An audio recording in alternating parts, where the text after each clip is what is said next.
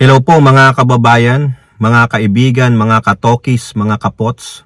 Kamusta po kayong lahat? And once again, welcome po muli dito sa Simply Talkies Vlog. Tayo po ay magbibigay ng maiksing komento, opinion at reaksyon sa mga maiinit na usaping politika sa ating bansa. At maraming salamat po sa lahat ng sumusuporta, sumusubaybay at tumatangkilik sa ating mumunting channel.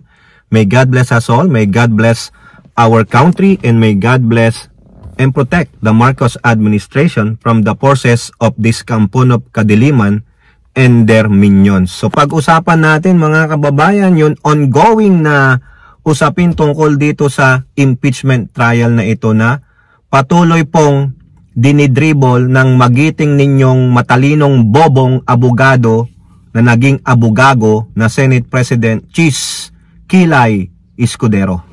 No, kasi po mga kababayan, kung ano-ano nang pinagsasabi niya eh. Ngayon nga po, yung latest na balita diyan sa Senado, may umaming isang senador na matuta ng Duterte, puppet ng Duterte, na siya po ang naglabas ng de facto resolution para po hindi na matuloy itong impeachment trial ni Tokmol ninyong Vice Presidente. Yung senador po na Maka Duterte na puppet tuta ng Duterte ay si Senator Bato the Puncher de la Rosa. So, umamin siya. Pero sabi niya, sa loobin ko lang naman yun. Wag na kayong manbudol. Wag na kayong manloko. Very easy naman maintindihan yung pinagsusulat ko doon. Yung mga whereas ko. O, where is your ass? Nasaan ang prinsipyo mo, Bato? In your ass. Ayan mga kababayan, yan yung isa sa mga tuta ng Duterte. Kasama na dyan si Escudero na, biruin nyo February 5th, natanggap nila yung impeachment complaint from the lower house. Pero nung araw din na yon, sila po ay nagsara ng kanilang session. Kasi magre-recess nila. They follow the house rule. Pero ngayon, kung makita nyo, sabi nila, priority yung LEDAC. Tingnan ninyo, kagaguhan. Sinungaling. Si Escudero ay walang prinsipyo. Ayan. Bakit? Pabago-bago ng utak. Sabi niya, ito schedule natin June 2nd. I-present nyo na yung article of impeachment. Kayo diyan mga house prosecutor. Bago dumating yung June 2nd, sabi niya sumulat siya kay speaker, hindi matutuloy. Kasi mas uunahin namin yung mga LEDAC bills. Uulol! Kitang-kita ang motibo mo, Escudero, that you want to cling on power as Senate President. You want to akit-akit the Duterte bloc for you to remain as Senate President. Yung SP mo, hindi na Senate President yan Sukdulang pangloloko. Diba? Tawag sa kanya, SP. Chis Escudero. Sa akin po, iba na meaning ng SP. Sukdulang panglilinlang. Sukdulang panloloko. Summa cum laude sa panloloko. Chis Escudero. Ayun, summa cum laude. Summa cum laude sa panlilinlang, Chis Escudero. Manlilinlang dahil nga, sabi nga nung kanyang kaibigan na si First Lady Lisa Marcos, give man power. Tignan mo kung saan niya dadalhin yan. Ayun. Greedy. Super sa pagkagahaman si Chis Escudero. Yan, SP. Daming ibig sabihin ng SP. Summa cum laude sa pagkagahaman. Summa cum laude sa panloloko. Ayun. Yan po yung SP Chis Escudero ninyo. Ngayon, may bago na naman siyang sinisisi, mga kababayan. Nung una, sabi niya sa House of Representatives, inupuan nyo yan ng 4 na buwan Inupuan ninyo. Tapos, pagdating sa amin, gusto nyo, agad-agad. Yun ang sabi ng konstitusyon. Once na maipasa na yan ng HOR, dinala sa inyo, sabi ng Constitution, ulitin natin para naman matino sa utak ninyo, hindi kayo maging mga bobot tanga tulad ng mga DD shit. Once na ma-forward na sa Senado, the Senate shall forthwith proceed. The word forthwith, meron tayo niyan sa diksyonaryo natin. Meron kay Google AI.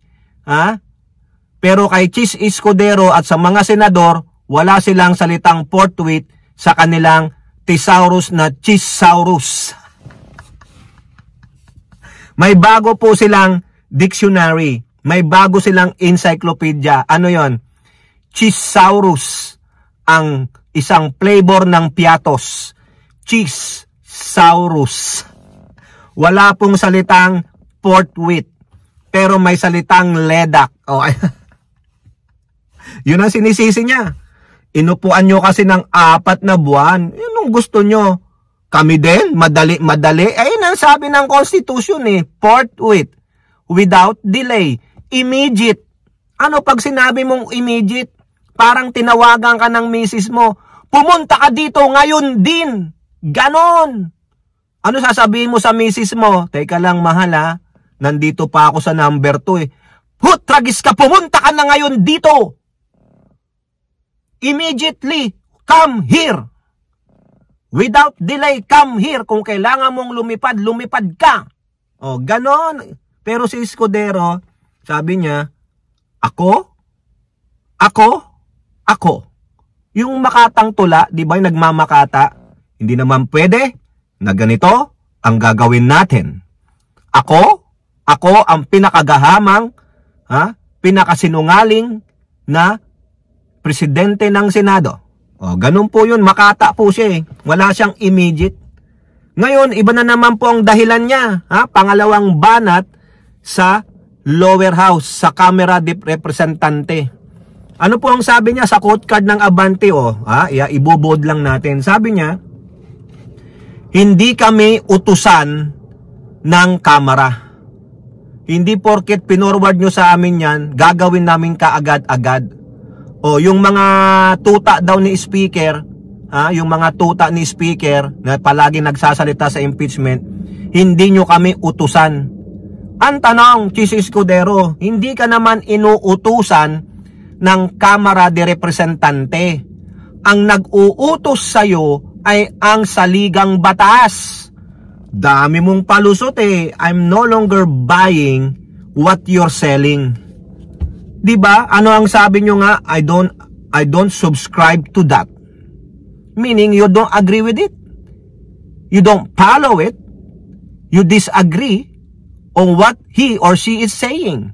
Diba, Escudero? Ganon, akla, ganon. I don't subscribe to it. I don't wanna buy what you're selling because it's a rotten one. Bulok ang rason mo, ang dami mong daldal, marami ka pang oras magpa-presscon, bakit kinakailangan mong idribble sa puwet mo yang impeachment trial na yan? Mahalaga ba yung ledak bills? Yes, mahalaga. Pero mas mahalaga itong impeachment kasi mas nauna ito. Ayan ang nasasaad sa konstitusyon. Bakit sinabi ba sa konstitusyon? Pag may ledak bills ang Pangulong Marcos, unahin ninyo? Julol! Diba? FU ka, Escudero, FU ka. Tapos sisisihin mo, no? Ano ka? Deflection. Yon, ganyan magaling ang mga Duterte. Magaling silang mag-deflect. Kasi bakit? Baka naman, Escudero, tuta ka ba ng Duterte? Meron din bang string sa kamay mo, sa leeg mo? O baka naman nakinabang ka? Baka naman nakinabang ka? Ilang sako ba o ilang bag ba? Ilan, Escudero? Tapos sasabihan mo, hindi kayo utusan ng Kamara de Representante. Kung hindi kayo utusan, hindi kayo alila ng Kamara de Representante, alila kayo ng sambayanang Pilipino.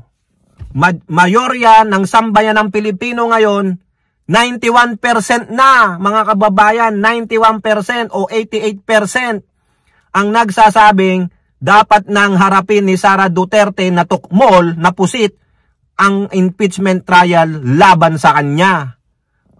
Di ba? Taong bayan ang amo ninyo. Ang taong bayan ang nag-uutos sa inyo.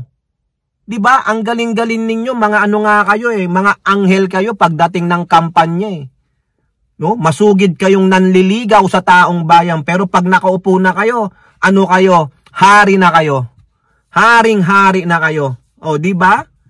Buisit mga kababayan, no? Ang sisi niya ngayon talaga sa Kamara de Representante. Wala talaga, it's all about himself. Oo, it's I, me, and cheese. The flavor of Piatos. With his own dictionary, Chichaurus. Chichaurus.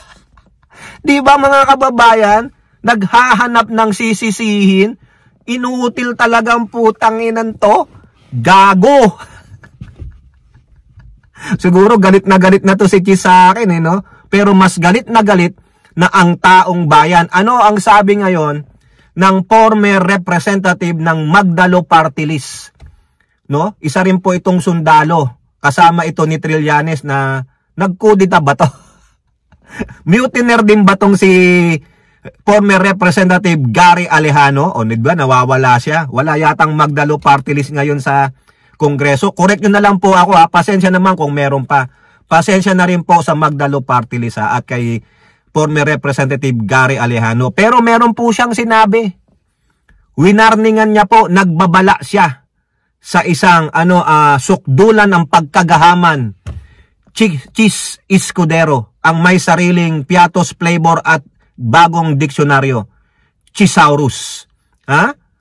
Ano po ang babala ni former representative ng Magdalo Party List, Gary Alejano? Anong sabi niya? Bibitayin ka ng taong bayan. Yung bibitayin po yun, hindi po yan literal na bibitayin ha. Hindi po yan ha. YouTube, it's not the literal word bitay-bitay. Okay? It is just an idiom. Okay? It is an idiom that you will suffer the consequences of your action. Right now, people are so mad and angry with the sukdulang pagkagahamang Chis Escudero. Dahil dinidribble mo, no, binabaliwala mo ang sinasabi ng konstitusyon, nilabag mo ng nilabag ang konstitusyon. So you will suffer the wrath of the Filipino people. Tingnan nyo na lang yung nagrally diyan sa sa labas ng Senado. Talagang galit sila, inaakyat nga na nila yung gate Maghanda kayo pag talagang hindi natuluyan, malamang. Sabi nga nung isang dilawan na political analyst at vlogger, it's time for another EDSA people power. It's not about ousting the sitting president. Biruin nyo, i-EDSA people power ninyo ang Senado. Matakot kayo mga senador. Pinagtatawanan nyo kami ngayon, lalong-lalo ka na, Amy Marcos. Pinagtatawanan nyo kami, inaalipusta nyo kami, pero mag-antay kayo sa galit ng taong bayan. Kaya sabi nga ni Gary Alejano, bibitayin ka ng taong bayan. Malamang, kung meron kang ambisyon, huwag ka nang magpakatambalos-los sa 2028. Huwag mo nang ambisyoning ma-re-elect ka bilang senador. Gagamitin mo yung mga Duterte. Walang bilang ang Duterte minions. Ano lang po yung boto nila Bato at ni Marcoleta, yung mga Duterte minions na nakapasok? Ha? Diba? Inendorso kasi ng China. Oo, mga kababayan.